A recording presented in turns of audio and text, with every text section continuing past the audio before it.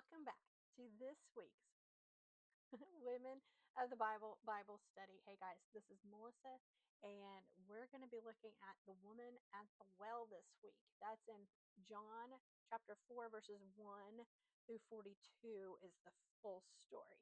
And that's where we're going to be looking. Join me in prayer as we get ready and get digging in on this week's story of Women of the Bible. Lord, again, we just thank you so much for this day. We thank you for your word. We thank you for just putting women in it that we can relate to in some way, shape, or form. There's always a bit that just makes us feel like, hey, I know that lady, or hey, I feel just like that. Thank you for putting these women in our lives. Even over 2,000 years later, we're still reading about them, we're still learning about them, we're still studying them, and we're still looking for a relationship with you, Lord. Let us remember that you provide. You are a promise keeper, Lord, that you, all the things that sometimes we look for in a man, we find in you, Lord. Help us remember that, especially as we study this week's Woman of the Bible. Again, Lord, we thank you, we love you, and we pray this all in Jesus' name. Okay, so let's just be a reminder as a little recap. I am not a theologian. I have never been to a Christian college.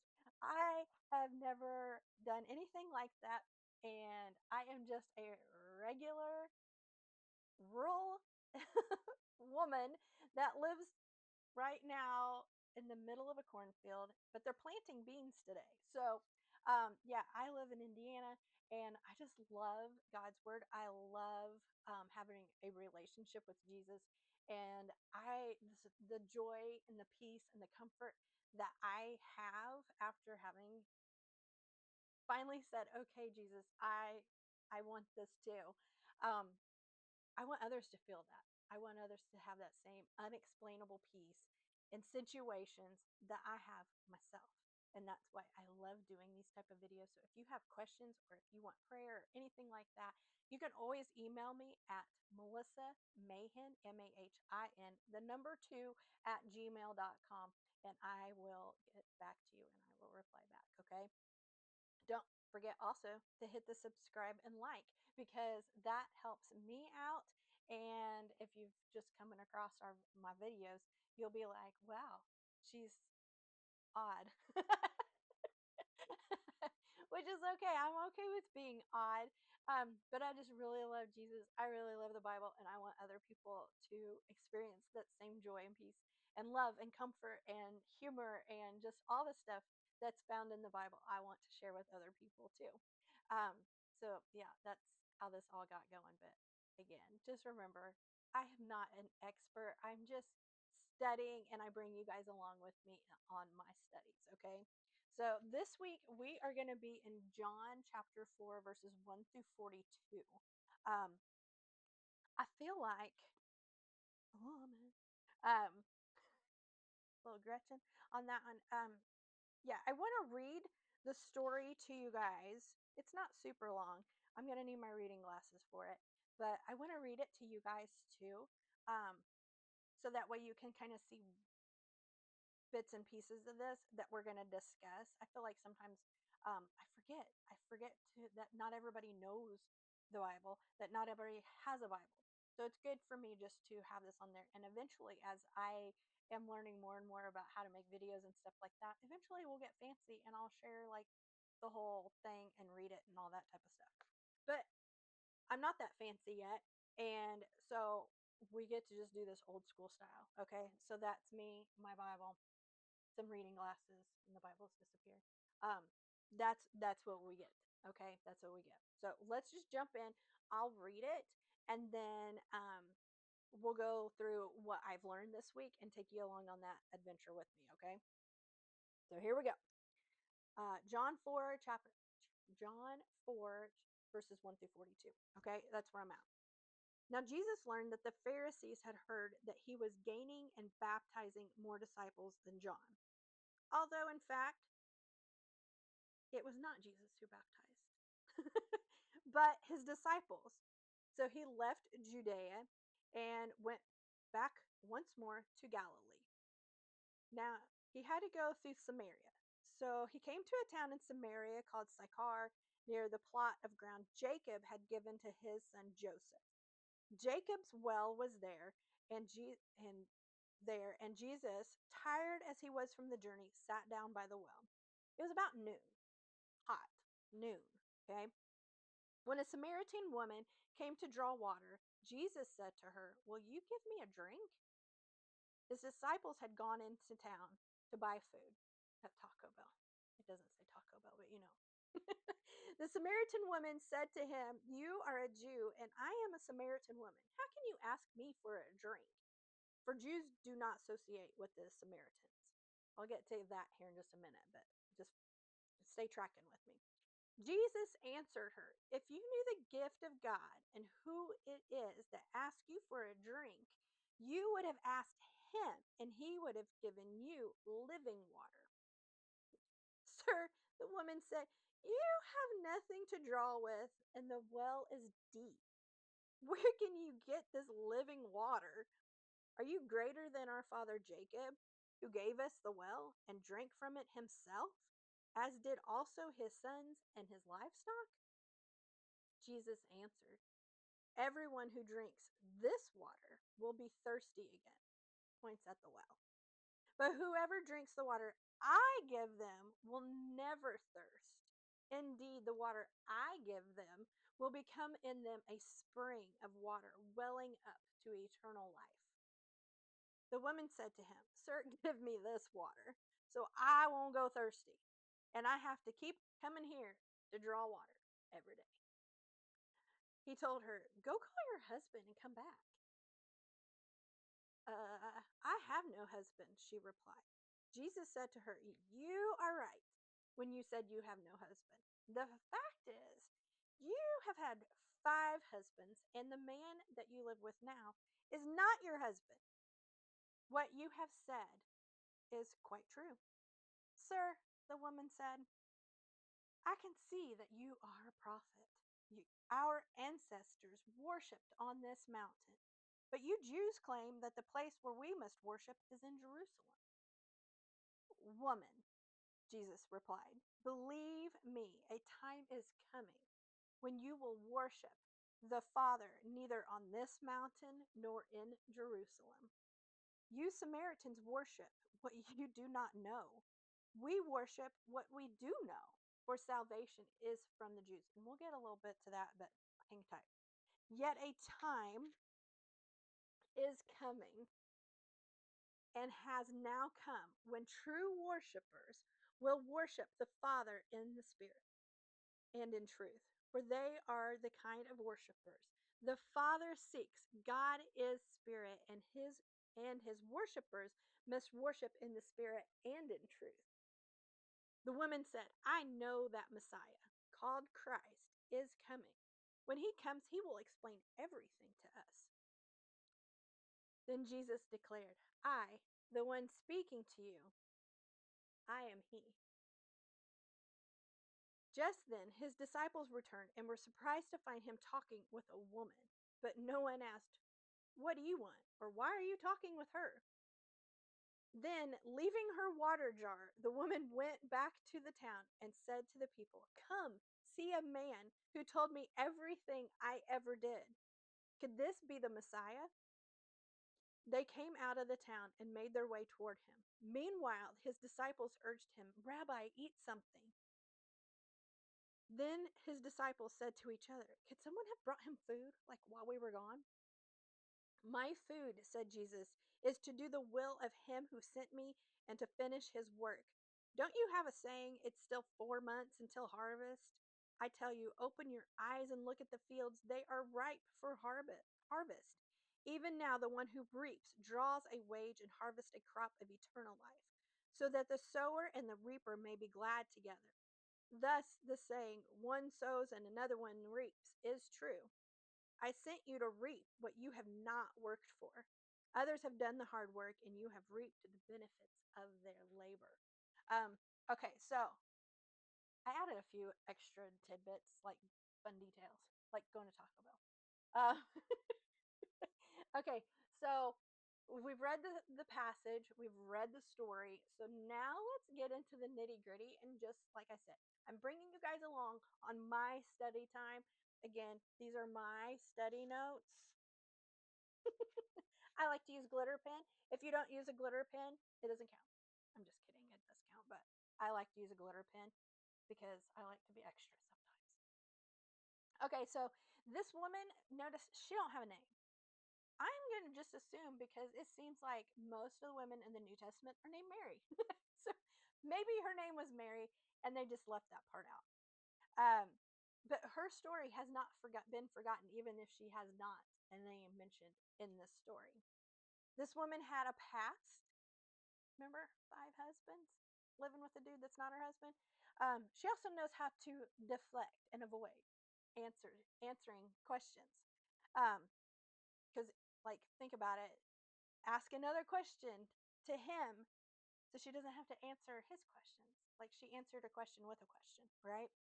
Um, so now we're going to look at like the background of this. Okay. It even says it was high noon. Okay.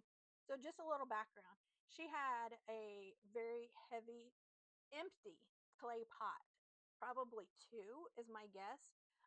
Because back then the women would go to gather water at the local well type of thing. And this just happened to be Jacob's well from like way back when. Okay. But she was going at high noon. Now typically what would happen is the women would go and draw water from the well in the morning and then later in the evening. They wouldn't do it during the daytime, especially when it was the hottest part of the day. That's not what they did. They did it in like the cool when in the morning when it was cool. They did it in the evening after it was cooler as well. But that's not what she was doing. She was going by herself. There was no other women around her, and she was going during that time of day. Um, I don't know. My guess is the reason she was doing that is it was just easier to not have to deal with people. She didn't have to deal with sideways comments because remember, she had 5 previous husbands and she was living with some dude that she was just living with. Okay. So my guess is she didn't want to listen to their sideways comments. She didn't want to deal with it. She didn't want to get the dirty looks. She was just like, I'll just go when they're gone. Again, that's my guess. She had been married before. Again, 5 times. That's a lot. And the guy she was with, not her husband. So yeah, that's just her little background as we go into this story. Okay. So you've got, she's walking up and Jesus is sitting there. Okay. Because as it said in John, the first 3 verses that we read, John, Jesus is like, we're going through Samaria. Okay. And Jesus was starting to feel the opposition of the Pharisees. It even says that in our story that we just read. They were mad because he had more followers on Instagram than everybody else. He had more just clicks and everything else than what they had. They were jealous, they were mad, they were ticked off, and their information was wrong. Like they thought and believed because they had heard that Jesus was the one baptizing, and he wasn't. He wasn't baptizing. It was his disciples. He was bringing them to the disciples type of thing, right? And they were jealous. Okay. And he's like, I'm not dealing with them right now because I'm just not ready to deal with them. Not because he was putting them off, just because it wasn't time yet to deal with them. He had other stuff in his ministry that he was doing, and this was kind of early ish on in his ministry when this happened. Um, so I love that they're just going off of like fake news, right? Because that just never happens anymore. Um, I don't think they cared about that detail, though. Obviously, Jesus was early in his ministry, like I just mentioned. Um, again, I promise we'll get back to the woman. I just wanted to make sure we touched base on this little part first because it's important, okay? Um, so Jesus was like, I need to cut dirt anyway, so let's go. Um, so he left Judea and went back to Galilee. That's in the first 3 verses, okay? So the route to Galilee was shortest through Samaria. Okay. Imagine looking at your GPS, and you know how your GPS gives you like all the different options on this is the fastest, this has less turns, this this is going to take you a little bit, but it's the more scenic route. Okay, so just because, yeah, the disciples are like, hey, let's go, but we're going to go this way, and Jesus is like, that's dumb. Well, that's like adding on 3 days of walking. That's dumb. We're not doing that. He's like, we're going the fastest route. We're taking this one. It goes straight up there, and we're done. We don't have to do nothing. And the disciples are like, no, it's all right. We like walking. We like walking. It's fine. It's okay. 2 more days. Let's go. Let's go around. We'll go around. It's not a big deal. And Jesus was like, your beef with Samaria is done. It's like, it's dumb, and I don't play that game, and we're going through it. We're doing what I say, and shut up, we're going. It's like the kids are all acting like, I don't want to go that way. And finally, dad has had enough, and he's like, zip your mouths. We're going the way I want to go. And this is it. Um, so after walking for a bit, Jesus was thirsty and hungry. He sent his disciples into the town for some food, for a food run. Um, it's like he knew that if he sent them away, he would like be able to talk to this woman, because it was like he knew she was going to show up when nobody else was going to be there. Weird, right?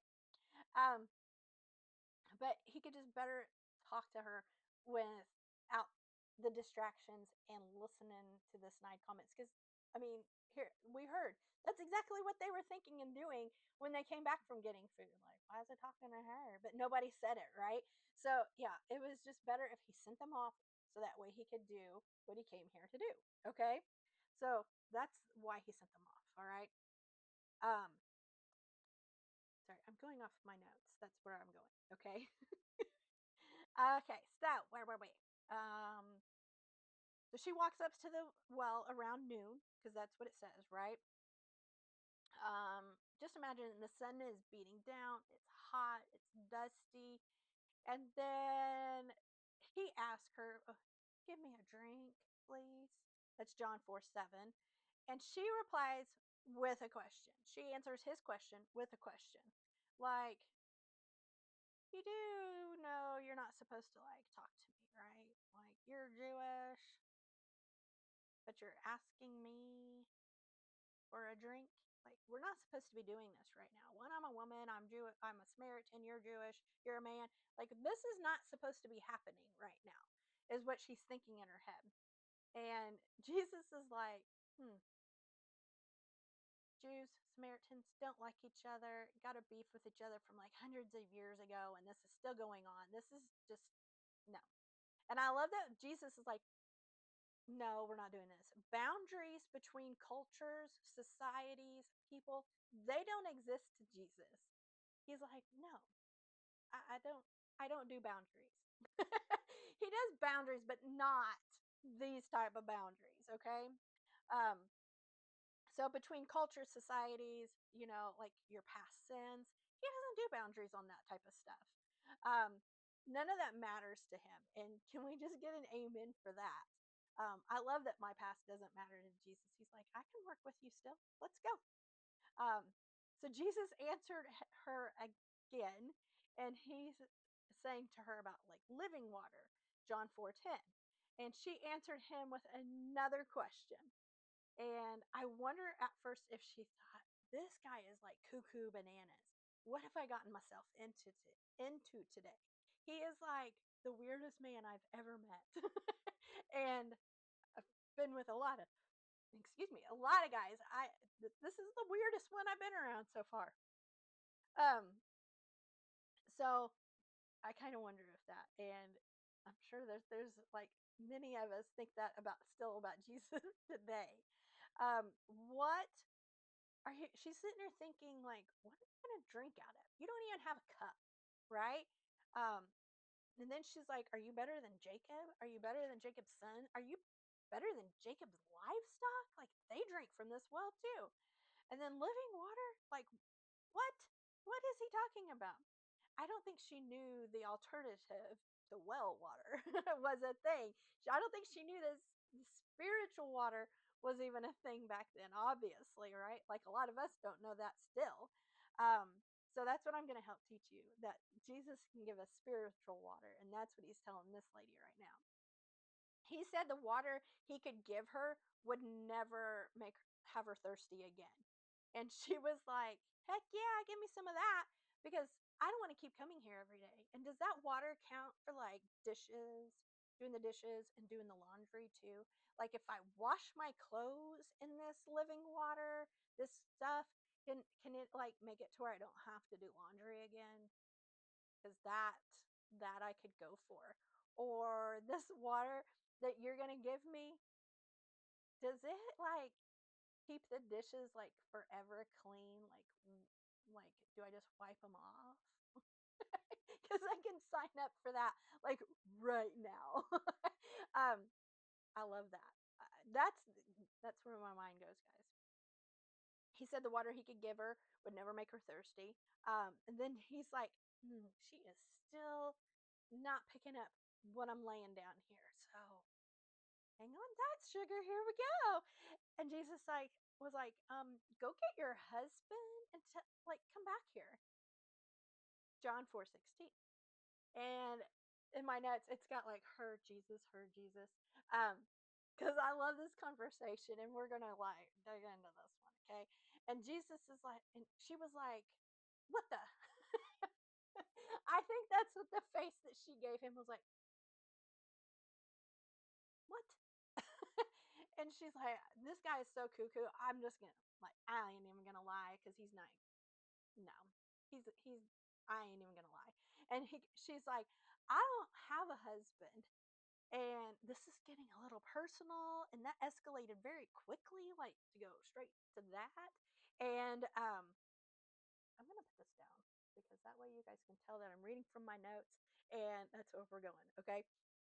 And Jesus is like, right, you had five, and now the dude you're living with is not your husband either. You're telling me the truth. Like, yeah, you're totally telling me the truth right now. Yeah, let me give you some more info here. And she's like, crap. Um, Subject change. And this is like, because this was like hitting way too close to home on her. And I love it that Jesus's presence does that a lot. Have you ever noticed that? If you've noticed that, like, put, yeah, me too, down in the comments or something, because it just seems like that's what happens when Jesus is around us. But he doesn't do it in like a really, he reveals things to us about ourselves. Sometimes it's about situations that we're in. Um, and he doesn't do it in a way that's like shameful or embarrassing, or it's more like you're cleaning out your closet because you saved everything. And he's like, hmm, let me help you with this job we've got going on, and while we're here, let me take some of this because we're gonna throw it away. That's kind of like how I imagine Jesus doing stuff. That's what he does for me sometimes in my life. He's just like, he knows that I love to purge, but it's got to be on like when I'm ready to finally purge. But there's a lot of times like he knows that the stuff that I got around me is just stressing me out because it's cluttering everything. And he's just like, we need to get rid of some of this. We don't need this. Why are you hanging on to this? You don't need it, type of thing. And he just comes alongside of us and says, let me help you get rid of some of this stuff. And that's what he's doing with her right now. That's what he's telling her, like, you've got this, you're doing this. And he's just like, here, come here, let me help you a little bit here. But yeah, we just gotta embrace the awkwardness sometimes when Jesus is around, because it seems like he does that a lot. It's just like really weird. It's kind of awkward when you finally start hearing from Jesus, when you start doing what you hear him telling you to do, and you're just like, this is really weird. And he's just like, just give me a little bit at first. Then when you're like, yeah, let's throw it all out. He's like, I'm for it. Like, give it all to me. And she again when he's saying this stuff, she's like, deflect and avoid. She's like, nope, not catching that. You guys remember those little sticky hands we had as kids? They were like rubber and they caught like every bit of lint and hair. But when you first got them, they were awesome because you could like throw it to the wall and it would like climb down until they got gross. And sometimes you could wash that stuff off, but it's still just like gunked back up again, like super quick. That's kind of what she's doing right now. This is what I kind of imagine. She's like, let's throw this hand over here. Let's see if this sticks instead and how long it'll stick and keep him on this other subject. Um, but this is I got a tickle. I got a good giggle out of this one, okay? So she brings up some theological questions to him at this point. Like about worshiping God and where to worship him, and this people say they worship him in this. You guys, she's talking to God in the flesh. Like she's literally talking to him about himself.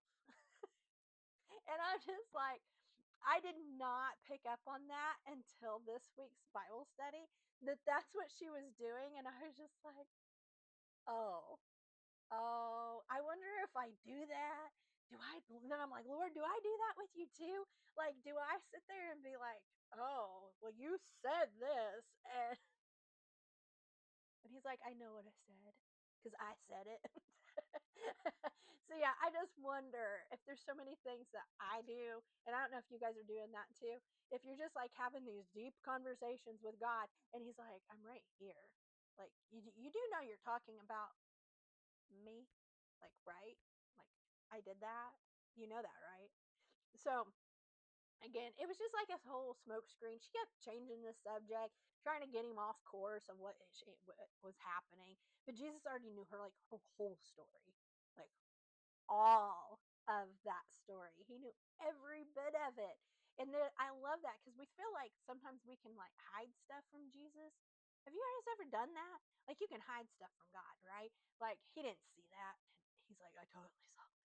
And yeah, like I imagine like I do that with we're in this season with my son right now. And the season is where I get ready to ask him a question because I already know the answer. And I feel like sometimes this conversation this woman is having with Jesus is like this conversation that we have a lot right now with my kiddo. Is that I like this is how I've been leading up to it lately because it just seems like it like if you have a kid with a short fuse too. And if you're just a person with a short fuse, this might help if you maybe try this because it helps them to stop and kind of think a little bit. Okay, usually what I say is, I've got a question for you. And keep in mind, I already know the truth, but I'm going to give you an opportunity to build some trust here. And I want to hear your side of the story again. Because sometimes he'll tell, like, our kids will tell us a story, but then it's like partly true, and there's bits that are true, but it's like very exaggerated on what really happened, type of thing because they want that sympathy, right? If you guys have ever done that, like have your kids done that, or have you ever done that with God? Because I totally have. But it's like you try to hide the ugly spots, right? But it's like cameras all around catching up these moments, and it's kind of like God's not like that, but yet He is like that. He sees it, right? He sees the truth of what's happening. So, like I know that some people are like, oh, he's just judging. He's just God is just up in heaven, just looking down on us, just ready to pounce and judge us for things. No, he's like every loving parent that wants a kid make good choices and doesn't want them to lie to them and doesn't want them to hide because like sometimes he can fix the things that we've screwed up, right? And that's what he's trying to do here. So he knows all of our sins, all of our joy. He knows all of it, you guys. And we just have to remember that as well. He's showing this lady in this story. That's what's happening, okay? So he meets us, even in the yuck, even in the alone, even in the joy, in the doing the dishes. Again, if living water helped with them dishes, I'm all for it. He doesn't reveal our sins to shame us. So Like I said, he's not up there judging us. He's not doing it to be like, oh, watch this. We have a God that doesn't do that, you guys. He is loving us. And he's just like, oh, that broke my heart that she did that. Like, I know that the choice that she's making right now is not going to turn out good down the road. Like, this is going to hurt her. And I don't want this to hurt her. Sometimes that's free, like, that's where free will is that, like, we ignore God and he's trying to give us better. And I think that's a lot of what happened with this lady's story, too. But she is just like she is. We are fully known, we are fully loved, we are fully invited to have a relationship with our creator. Okay, so just a little story here. I've been married twice. I was in a relationship for 5 years that was super toxic, that was more like a live-in, could almost been married type of thing, but I didn't. Okay, um so yes, I can totally relate in this aspect. But even if you weren't married 5 times with her, you can still see where this story is. And there's a part of it that you can relate to, right? So, again, I was married one time. The first time I was married many years, and then divorced. And then that's when I got in the relationship of with this other man. And again, it's very toxic, very, very bad. Type of thing. And I had so many people during that 5 year span go, why are you still with him? He's such a jerk. And here's why. This is the part where Jesus was helping me share my story with you guys. Is I'm just going to answer it. So if you are one of those people that ask me that, here's here's the answer to that. I'm not going to avoid it right now. The answer that I have for you is, you guys, I was living in a self-made prison. I felt that I deserved every bit of torment, abuse, all of it during those 5 years, and then some. So I felt that I totally just, like, whatever he could dish out, I was like, that's keep going. That's the reason I stayed. And there was so much other stuff, but I think that is the ultimate reason, is I felt I deserved it. Okay. So if you are a woman that is in one of those type of relationships where you have all of your friends that love you so very much and are like, you are not seeing it. You're not seeing it because you are behind bars that you have created yourself, and you don't see Jesus standing on the other side going, let me get you out of there. And that's what it finally came down to for me. I finally got to the point where I was out on parole, so to say. Okay. Um, I was bonded out of that prison for a few months, right? And then I went into another relationship that still was not the one that God had for me, but it was better than what I had been experiencing for 5 years. Okay. So again, it was just not what God had for me. Right. And we do that so much. And I feel like that's what happened with this woman. He's like, let me be this for you. Um, and what I was looking for was this whole time, it was almost like after marriage number two, I had this summer, I call it my summer of surrender, is what I call it. Okay. I have been a believer, I have been a Christian for many, many years. And, but that summer is when I fully understood it. I got it. And I'm like, I am never turning back again. Um, I've learned so much about myself that Jesus revealed that part inside of me and took it and was just like, he's like, you're not going back to that prison again, ever. And yeah, so that's why I think that I do these videos, is because I just want you guys to experience that too. I want all the women that are watching this video to be like, "Holy crap. What I'm doing right now is what she did. But look at her now." Not necessarily you have to have a YouTube channel, but but just sharing the joy and the peace that just does not make sense. Like, that's what I hope you guys get from seeing my story and how I share parts of it with you guys as we do these videos. So So yeah, I created the story, but it was almost like that summer, that early summer and the full summer went on, that it felt like Jesus was like, opens the prison doors and is like, you're done. Your sentence has been served. I have taken all the rest of your sentence for you. And I'm like, what? I need to stay in here. And he's like, no, you're not. Like, I've already done it for you. Come on, let's go. And so yeah, it was like he was like my heavenly attorney. He took all my sentence for me, and it like clicked finally years later. And when we say Jesus reveals truth, I had been praying for truth for decades on a certain subject, right? And he revealed that truth and has revealed the truth many times over since then in other situations.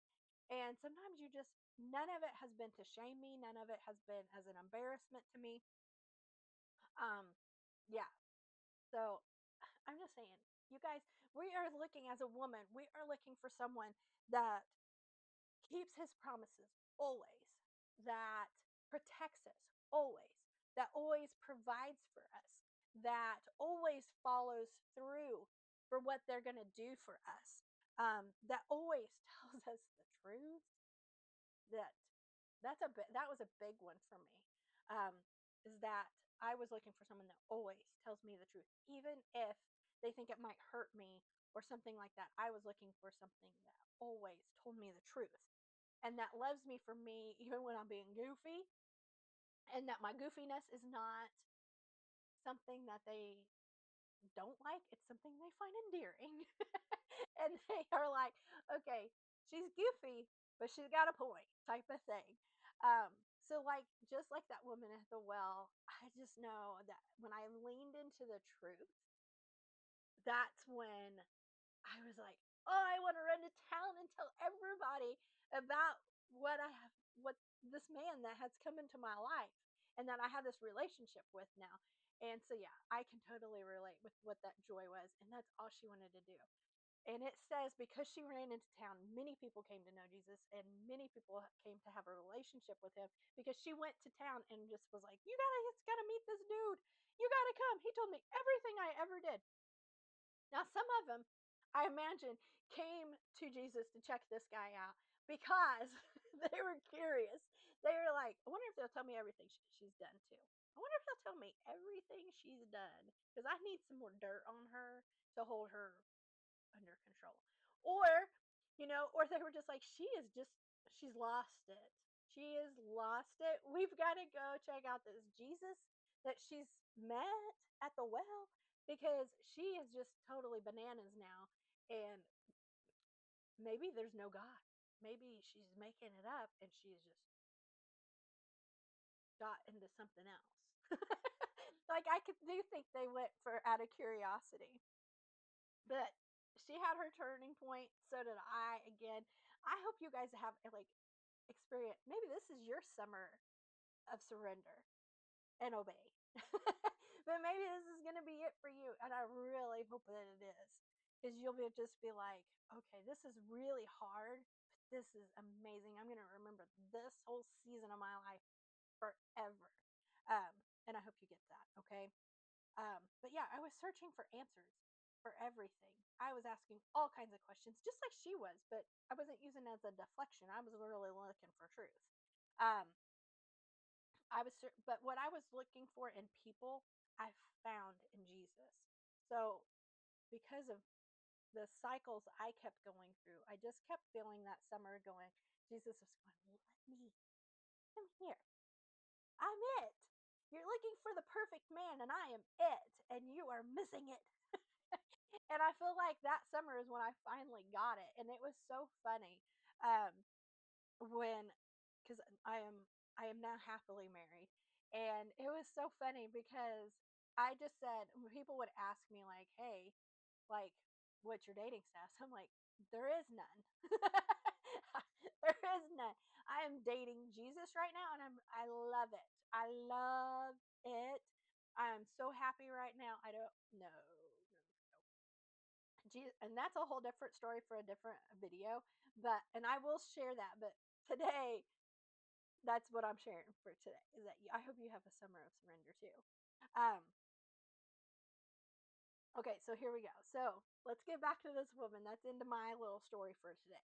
Okay, but he revealed to the woman all of this stuff, right? And he even says, now this is the part that gets a little like, wait, what?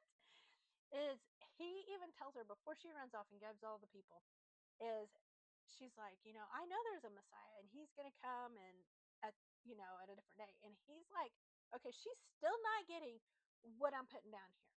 She's still like, okay, like she's starting to, and he's like, the the Messiah that you're looking for, that's me.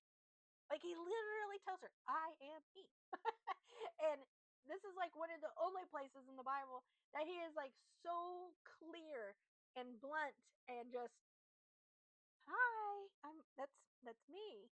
That yeah, the one that you're talking about, that's me.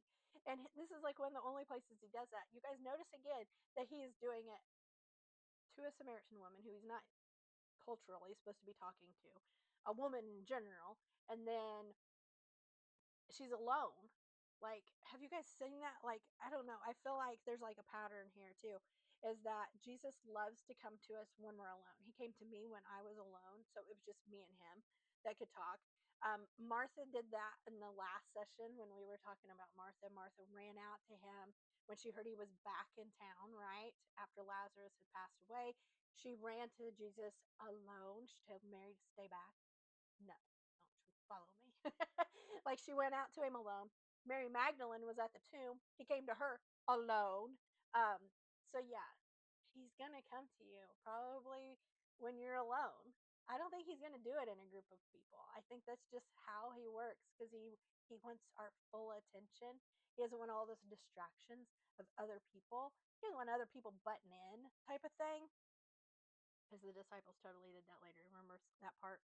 Um, so this is like in my notes, it says, my cup runneth over, or in this case, a clay jar of water. So as soon as the light turned on for her, that's when she ran into town, full speed ahead type of thing. And I love that it said she ran. I'm guessing she must have been really young and just really went through the guys, or she was an older lady with arthritis, but Jesus healed the arthritis in her knees. That's what I like to say. That's what I want to say. I want to say she was like my age with really bad arthritis in her knees, hasn't ran in years, and he even healed the arthritis and put cartilage back in her knees and everything. Yeah, we're at that point in life too. Um, so yeah, it didn't hurt. She didn't get a stitch in her side running. She was like best she's ever ran in her entire life. That's what I think happened.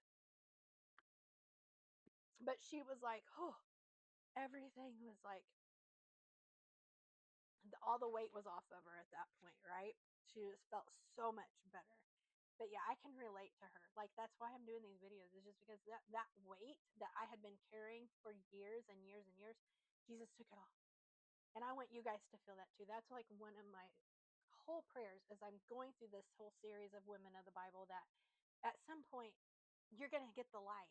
The light bulb's going to click on, that holy light bulb that Jesus is going to click on, and you're like, I get it now.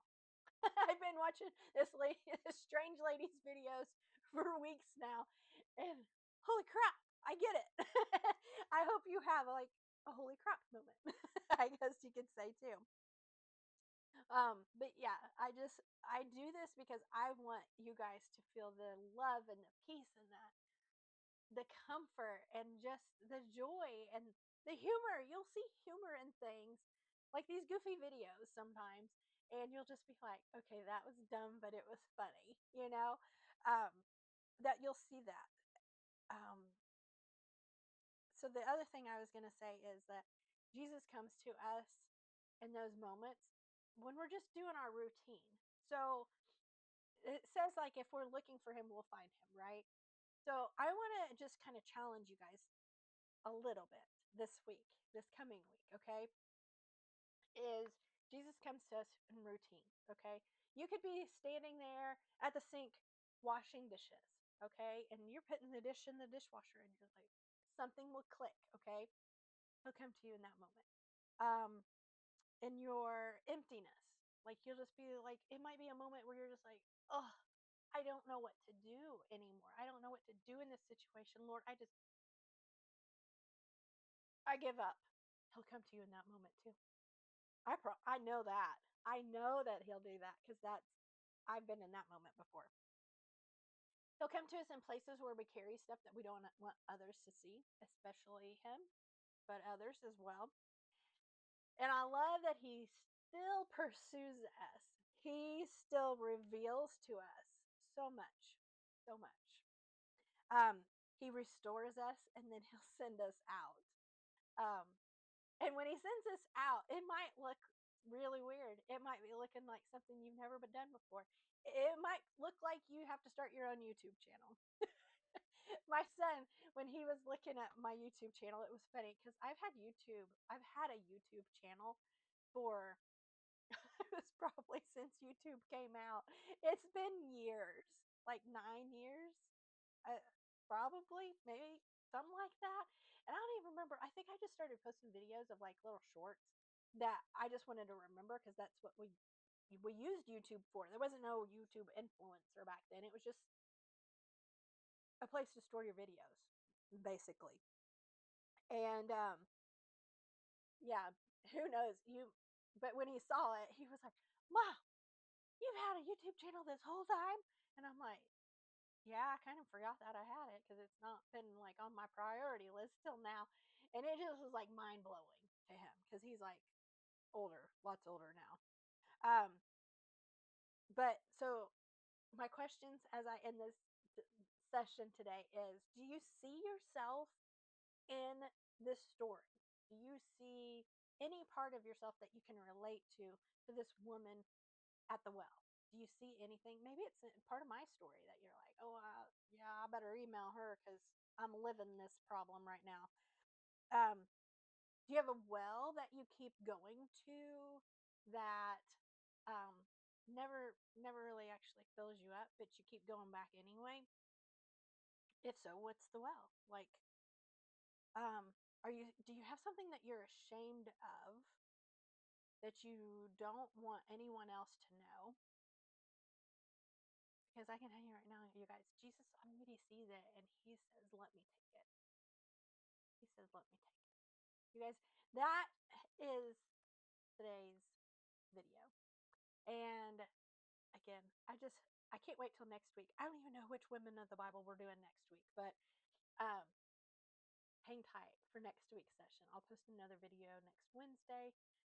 And I hope you guys have a great week. Again, you can don't forget to hit the like button or thumbs up type of thing and subscribe for next week so that way you get like a little ding or a little notification on the phone to let you know when I post another video.